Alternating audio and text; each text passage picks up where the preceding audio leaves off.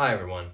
Today we're going to be talking about a pretty fundamental aspect of statistics, binomial probability distributions.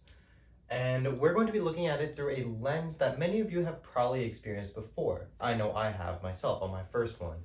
The SAT, a very rigorous test known for its crazy reading section, and it's an insane test. It's a 4-hour test, you got to do so much, right? But here's the scenario.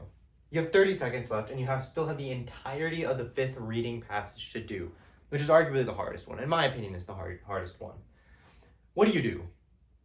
Do you go back, do you thoroughly read the passage and answer every single question like you would normally? No, you don't have time. You have 30 seconds to answer 11 questions. So what do you do instead? You guess, like any reasonable person would. So, here's what's happening, right? When you guess, you pretty much have a 1 in 4 chance of getting the answer right, and getting the right answer. So what you can say is that the probability of success, we're going to use a lowercase p, is 0.25. And you're going to be doing this for 11 questions. That's what n and p represent here. So p, in a broader context, as you can probably tell, this represents the probability of a success. So for example, if you were to flip a coin, you might define the success as flipping heads or even flipping tails. It doesn't really matter. And then n, this is the number of trials that you do.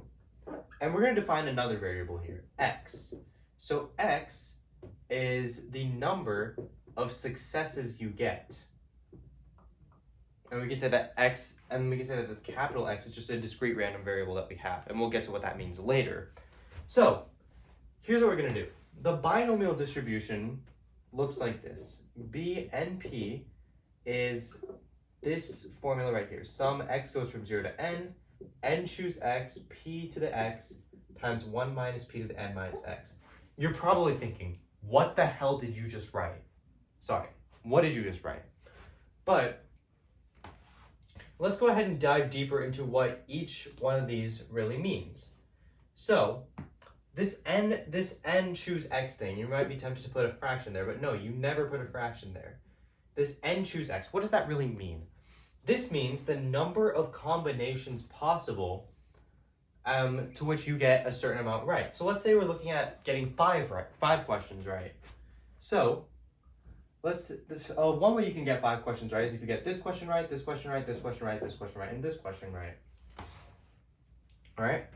But there's another way you can get 5 questions right. You can get this question right, this question right, this question right, this question right, this question right. And then there's even more ways to get 5 questions right. This n choose x right here tells you the number of ways you can get x questions right in this case. And if you really want to know the formula for that, it's n choose x equals n factorial over x factorial times n minus x factorial. You're never going to use this formula probably ever unless you do like combinatorics. But in the context of binomial probability, you'll just have a calculator do it for you, which is what we're going to be doing for now. And then this p to the x right here. What does this p to the x represent? This represents the number of times you meet a success. So let's say you get 5 questions right. The probability of getting 5 questions right in a specific order is going to be 0.25 to the 5th power. If you remember from just regular probability, the probability of getting an event occurring twice is the probability of itself times the probability of itself. That's how it is for independent events. And that's exactly what's going on here. The probability of getting a question right, just one specific question right, that in and of itself is an independent event. So this p to the x indicates the probability of getting that number of questions right just by itself in that specific order. And then lastly, there's 1 minus p to the n minus x. You can't just neglect the amount of questions you get wrong, because there's still a chance, a non-1 chance that you get these questions wrong. And that is 3/4, right? The probability of failure is 0.75, because 3 out of those 4 answer choices are, in fact, wrong. So that's what this 1 minus p to the n minus x represents. So for example, if you get 5 questions right, this is going to be 5. You get 0.25 raised to the 5th, and then you have 1 minus p representing the number of questions you get wrong, to the 6th power, which means that you got 6 questions wrong again. So let's go ahead and plug in some numbers here. So, we know that n is 11 because there are 11 questions, and p is 0.25 because that is the probability of getting a question right. So, this binomial distribution is going to be written as the sum from x equals 0 to 11 of 11 choose x, and we're just going to leave it as x here, of 0.25 raised to the x, and then 1 minus p is 0.75, and then 11 minus x, because remember, n is 11. So we can go ahead and expand this out as well. And when we do that, we're going to get this we're going to get this expression right here. 11 choose 0, 0.25 to the 0, times 0.75 to the 11, plus 11 choose 1, 0.25 to the first, 0.75 to the 10th, plus, and just follows this pattern, all the way over to 11 choose 11, and then, ignore that was just my foam ruler, 0.25 raised to the 11, 0.75 to the 0. What does this mean exactly, though? What do each of these individual terms represent? Well, I kind of already said it, right? Let's take a look at this term right here. This is the probability that x, which is this number of questions, this discrete random variable right here, is equal to 1. And that's what this little x right here is. This little x is 1, and this capital X right here represents just some discrete random variable, just some random variable that somehow manages to equal 1, which in this case I guess you could define as the number of questions you get right. So this case, I guess really this x and this x are the same thing. So yeah, we'll just go ahead and write it like that. So this is the probability that x equals 1. This right here is the probability that x equals 0. Now, where am I getting these from?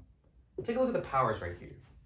This power indicates the amount of times you achieve a success. 0.25 to the 0, that means you achieved no success. 0.25 to the 1, you achieved 1 success. 0.25 to the 11, that means you achieved 11 successes. And when we go ahead and graph this, you're going to see that this right here has an astronomically low probability. So yeah, just count your blessings, you know? So let's go ahead and graph this and see what we're really trying to get at. So on the horizontal axis, we're going to put x. This is our number of successes. And then on the vertical axis, we're going to put the probability that x equals x. What this really means is the probability that the probability that we achieve a certain number of successes. So looking at the calculator here, I have a calculator. I had a calculator do all these math for me, and give me the specific values that we're going to be graphing. So if we take a look at 0, 0 has a probability of 0.04. That means you get 0 questions right. A probability of getting 1 question right, oh, that is terrible looking. Yeah, so the probability that you get 1 question right is 0.15. And the probability that you get 2 questions right is even higher, with 0.26. And this is the same probability as getting 3 questions right, which is also 0.26. And then 4 is going to be 0.17. And then we can go ahead and keep doing this. And then when we get to 11, you notice how small this probability becomes that you have to write it in scientific notation. This is not even to scale. The probability is 2.38 times 10 to the negative 7. That's how small the probability is. Now we can go ahead and sort of conceptualize what this is really what this is really saying. This means we have a 4% chance of getting no questions right. We have a 15% chance of getting 1 question right, and we have about 26% chance of getting both 2 questions right and 3 questions right, respectively. Now, so what this is basically saying is that we have over a 50% chance of getting 2 or 3 questions right. So we're going to be somewhere in this ballpark right here. And what we can use this, and well, we can do a little bit more with this. We can actually tell what our chances are of getting at least one question right. That is probability that x is greater than or equal to 1. This is going to be the summation of all the probabilities from 1 to 11. So we're going to exclude 0. In other words, we can really just say that this is 1 minus 0.04, which is 0.96. So we have a 96% chance of getting at least one question right. So that's one question we can answer. What's another question we can answer though? Well, another question we can answer is how many questions would we expect to get right? So our answer to that is going to be just the expected value of, it's just the expected value, which is the mean. This is an average measurement. So the mean number of questions we get right. There's actually a formula that we can use. We can go ahead and do this the long way. We can say that this is the sum of each number times the probability that of each number respectively. That's one way we can do it. This is the same thing as like a weighted sum type of thing. If you're familiar with weighted sums, then this is exactly what it is. But there's another formula we can use, and that is the number of trials times the probability of success. That's the average measurement. So what this is going to be is 11 times 0.25, and if you go ahead and do the math, this works out to be the number of questions we would expect to get right is 2.75. So somewhere between 2 and 3 is pretty much what we're saying. So if we guess randomly on this last SAT reading passage, we would expect to get somewhere between 2 and 3 questions correct. Obviously, that's not very good. We want a little bit more than that. But again, we're guessing. That's just how it is. There's still a chance, as astronomically low as it is, there's still a chance we get all 11 right by some miracle. And then there's one more thing we can do, standard deviation. If you guys aren't familiar with standard deviation, what it is it's basically a representation of if you did one trial, right? If you had 30 seconds and you guessed on these 11 questions right here, how far, a standard deviation is basically how much you would expect your amount of questions to be, your amount of questions you got correct to be away from this mean.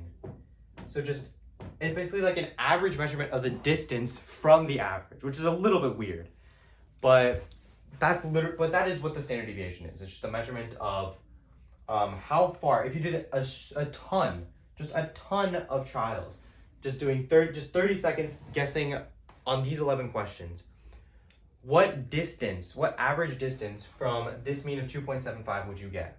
And the formula to get that, the standard deviation formula, in the case of a binomial distribution is represented by this formula right here. The square root of the number of trials times the probability of success times the probability of failure, which is 1 minus the probability of success.